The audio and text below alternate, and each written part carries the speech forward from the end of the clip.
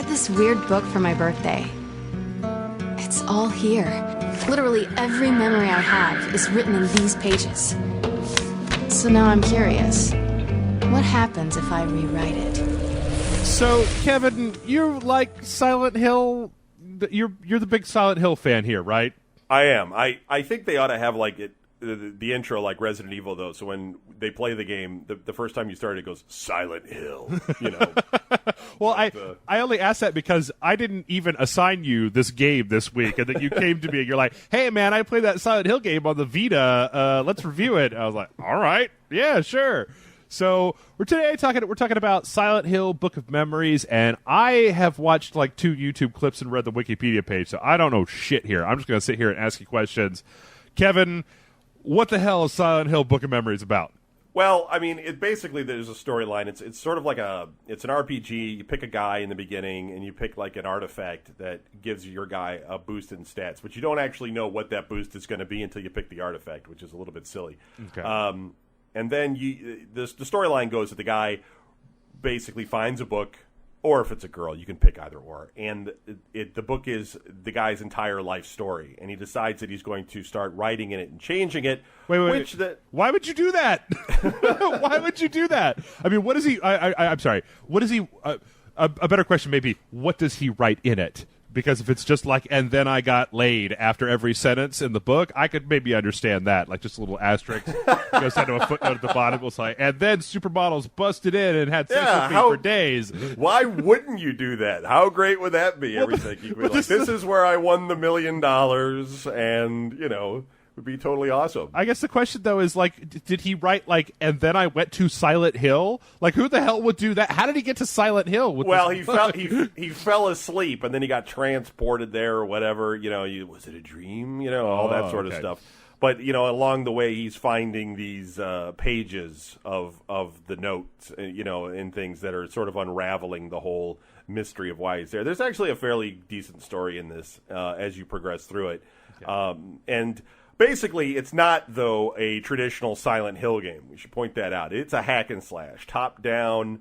You pick up a mace, you pick up planks or knives or a butcher's knife, or, you know, there are guns, etc. And you basically go from room to room, killing whatever's in the room. Okay. And this is purely a Vita game, right? This is not on any other platform. This is 100% Correct. Vita game. All right. Yes.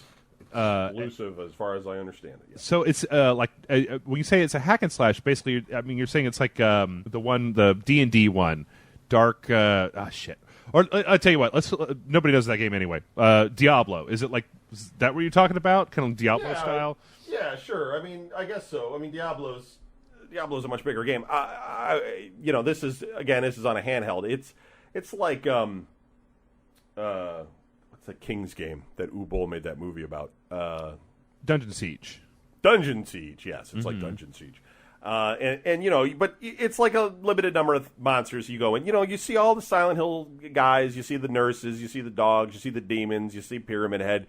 You got all of that stuff going on in here. And, you know, each room you clear out, you can search it, and you're picking up loot. You know, you're using the touch screen to sort of pick up the things out of the drawers and the bins and everything that you add to your character. And your character will level up. You've got stats. You're going to be increasing your stats and assigning your character artifacts, which allow him to have more bonuses and everything. And there's a backpack system where you can only carry so much in one backpack, and you get a bigger backpack, and you can carry more weapons and more things, etc., just like a standard RPG. So is this, I mean, like, is there a transition between, like, okay, Silent Hill traditionally, there's the foggy mirrors? city, right? And Right. then there's the actual, like, boiler, or the big boiler room, all the craziness in it. Do you switch between those two different worlds? Like, are you going to sleep in the foggy city and then waking up in the boiler room, or have they taken the foggy city part of Silent Hill out?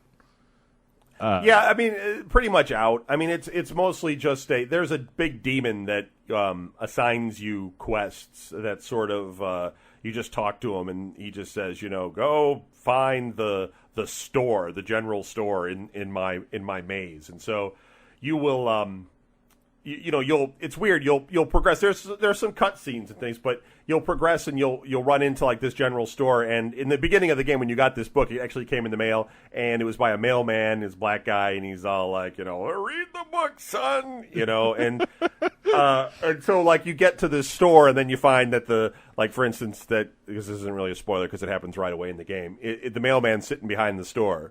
Going like, well, I'm responsible for a lot of things, and he's trying to unravel it, and you can like buy like shotgun, that kind of thing while you're there. But you're having these cutscenes and these conversations as the game's sort of unraveling what you're doing there and how you're progressing. And there's a map, and it's on the screen at the same time. It's showing you which doors are locked and where you have to which doors are open and where you are in the maze and everything. So it's completely approachable. It's pretty fast paced, and It I think is just sort of a good time waster. I'm not finding it particularly difficult. Mm-hmm. I would go through it and pick up items and things, and your board or your knife or your giant mace or whatever eventually wears out.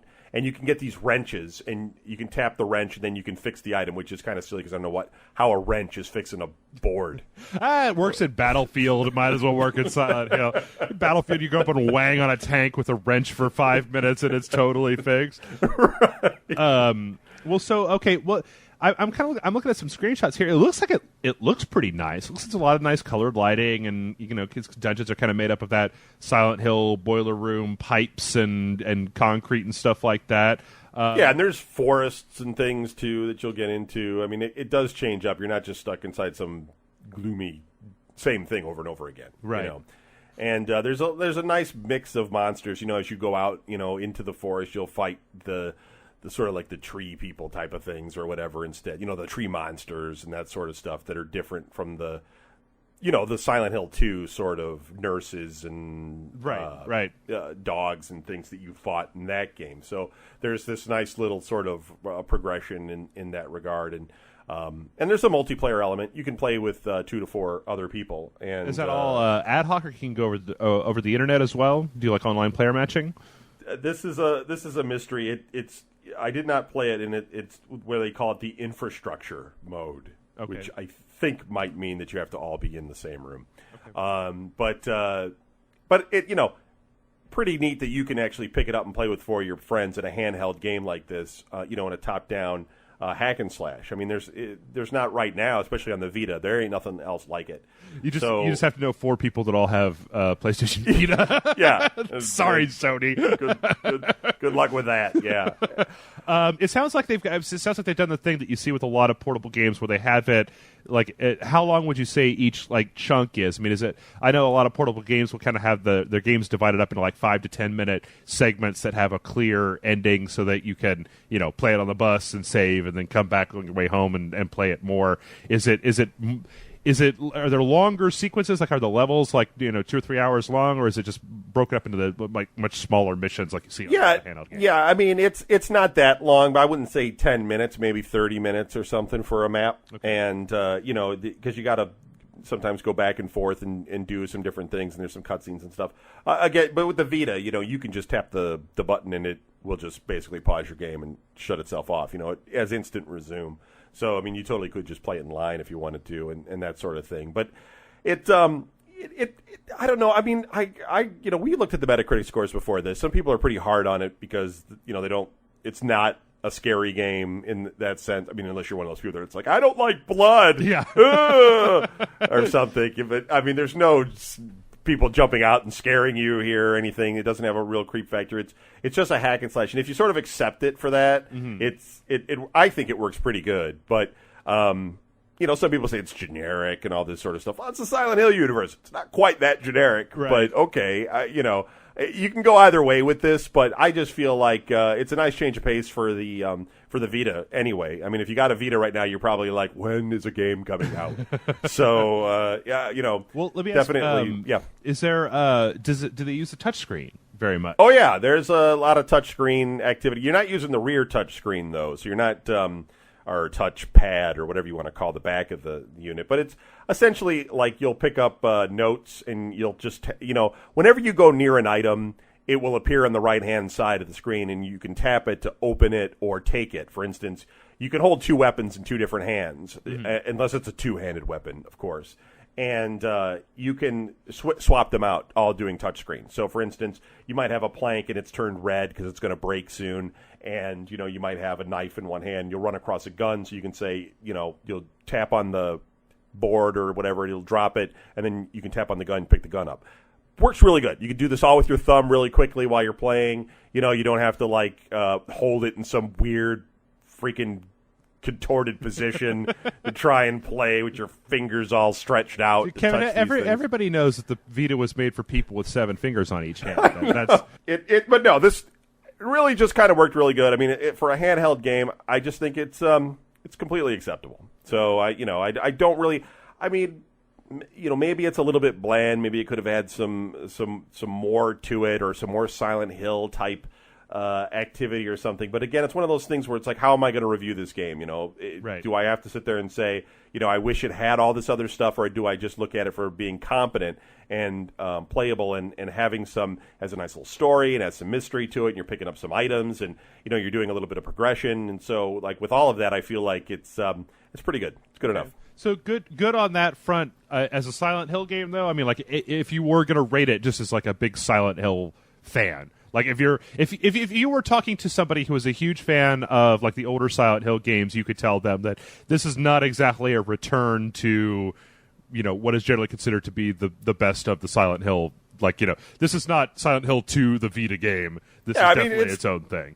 It's totally its own thing. I mean, it's like going to a disco or something, and it's like the Silent Hill disco, and you went in, and all the monsters are dancing and stuff, and you had to learn new dance moves, with the monsters, and you would be like, this is totally not Silent Hill and stuff. I mean, it's kind of the same thing. It's just a rebranded game, where they're using all the characters and models and things with the Silent Hill, but it does have a Silent Hill storyline, so if you're a fan of that whole, the person having his reflections of his past coming into his world, and he's sort of uncovering what he did. And, that's something that I really find intriguing about the Silent Hill universe. That causes me to slog through some pretty terrible games. Right. For me, that's really great, because that's the kind of part I like about it. The scares and all that sort of stuff gets cheap after a while. The reason you play these games is for story. So I think there's enough there for that, but, there's going to be a lot of people that want that creep factor, and I totally get it. I get it, and they're not going to like it, so, I would definitely tell those people, don't get it. But then you could say that about the last, 4 Silent Hill games or so. I think we have said that about the last at least one Silent Hill game. I guess, unless there's anything else that you feel like people need to know, I'm kind of curious to know what you would actually give this as a rating. Just overall, because it seems like you had fun with it, and it doesn't sound like on the game's own merits all by itself, without comparing it to the rest of Silent Hill, that doesn't sound like there's a whole lot that's broken or messed up, or it really kind of brought you down type of thing. Well, right, it's one of these things where it's a handheld game, and it's on the Vita, and I wish it was a $30 game, but it's a $50 game. And so, you sit there and you say, man, that's pretty close to a full-price, PlayStation 3 game or a Xbox 360 game, and it's not on that level, So it's there's an issue of price there for me. I can't sit there and say full price, because it's just not worth $50. It's worth about $30, so I have to basically just give it a straight bargain bid. Okay. Fair enough. Well, I guess, outside of what we've already talked about, the only question I have left is, Kevin, is there radio static, and are there radio static and sirens in this game? Because that's my favorite part of Silent Hill. Yeah, not so silent on the Silent Hill. Oh, yeah?